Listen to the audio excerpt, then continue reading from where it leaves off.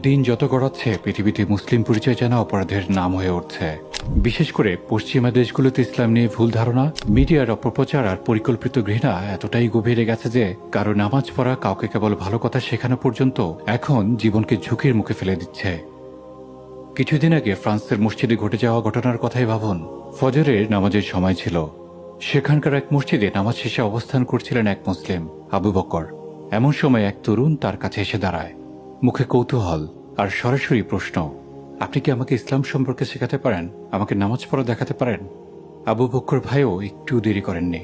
ইসলামের পথে কাউকে ডাকার সুযোগ পাওয়া, সেটাকে তিনি আনন্দের ব্যাপার হিসেবে দেখেছিলেন। তিনি ধীরে ধীরে নামাজ শেখাতে শুরু করেন।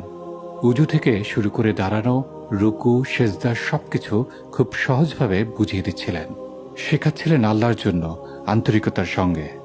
আবু বকর যখন সেজদায় যান, তখন সেই তরুণ পকেট থেকে